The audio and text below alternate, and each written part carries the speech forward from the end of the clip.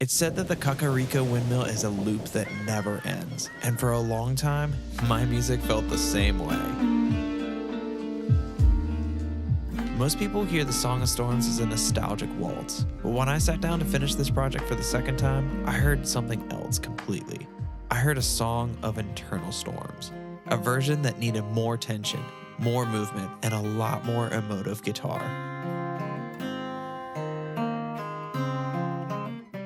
So today, we're breaking that loop, and we're going past the surface level stuff. We're getting into the atmosphere, the phrasing, and the guitar solo that literally marked the beginning of an end of a musical chapter for me.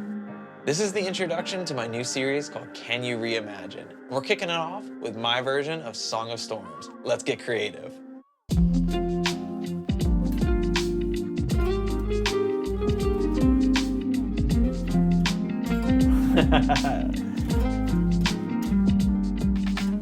That part seriously never gets old to play. So I wanted to break this down with the guitar in my hands because I figured it would make more sense that way. The first thing I want to mention is how I went about envisioning the melody on the guitar. So I had this choice, and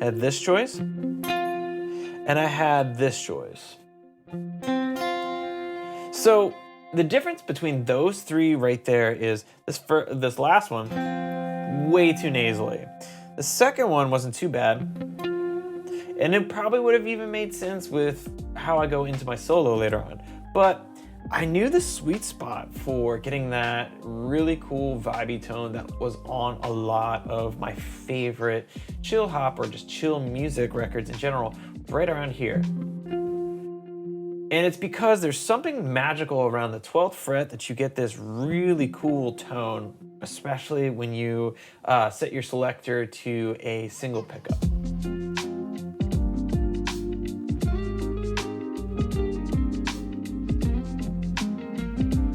So we have that iconic octave jump phrase. And then we have that whole descending, answering type of phrase going on here. And I knew I didn't want to just pick literally every note because I felt like there wasn't as much emotion there. So if I added a nice sweeping pattern almost there, and then I slid into those notes,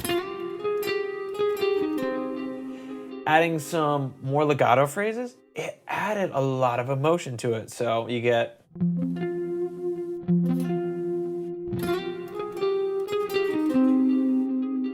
So I did the same thing there. Instead of just picking them,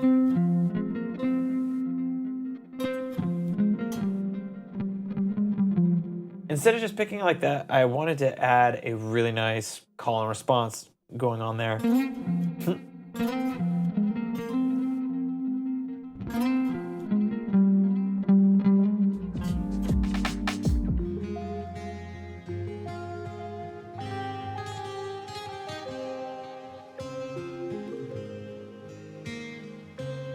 So we've got a lot of elements really playing into that ambience there. But when we take this chord progression and we use the finger picking portion of it,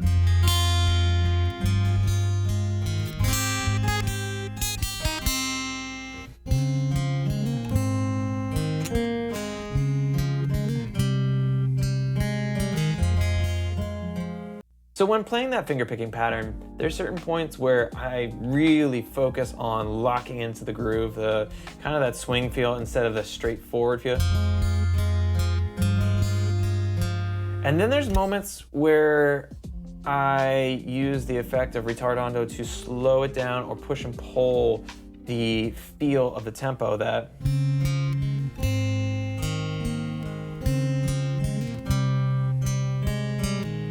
and playing with the dynamics, how lightly I'm playing certain strings versus like how much emphasis I put on other strings with finger picking. That's what I really wanted to convey in this part, and I felt it still really comes through, especially on the playthrough version.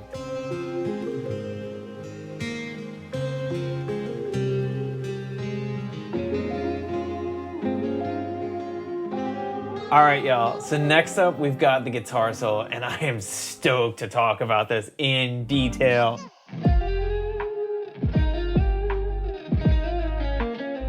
So when we had that phrase that started out, this really cool slidey phrase,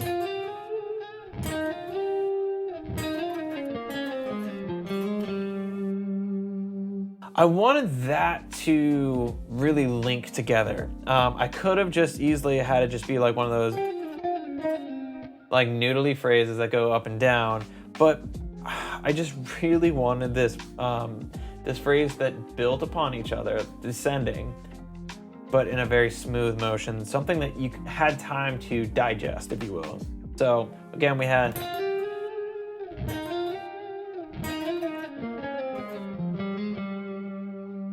and then I saw I was already in this really cool arpeggio type of pattern, so I figured why not just build again? So we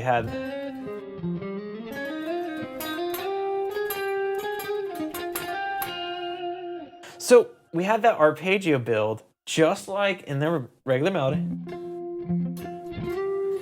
And I wanted to take part of the melody and use it as a quote. I really wanted to capture that here after that build.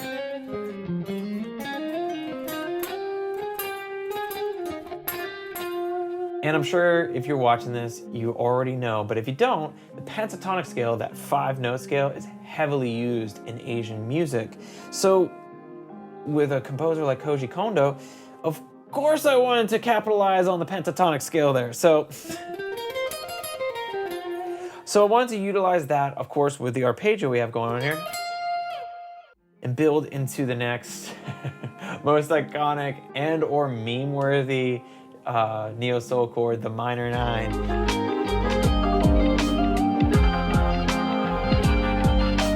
So we have this phrase.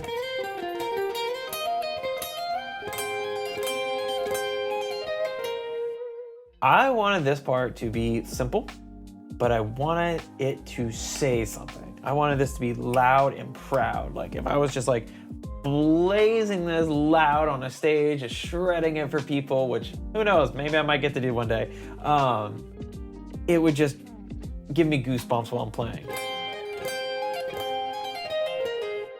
And then I wanted that right there, after having that giant moment, I wanted that to land into the big turnaround that goes back into the melody, what I believe really well, even though I don't play the melody again after this. Shh, don't tell anybody. We combine that with this.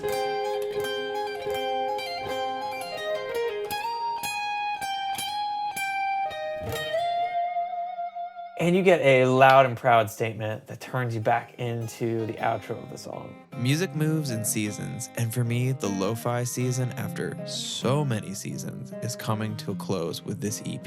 It's been an incredible journey, memories, friends, and of course, songs made, but it's time to see what else is out there when it comes to the grand scheme of music. If you'd like to hear how all this sounds together in a live performance, make sure you check out the complete playthrough right here. But more importantly, I just want to say thanks for being part of my journey. Coming up next is the part 2 to this series, and the storm rages on. I'll see you there. Stay creative.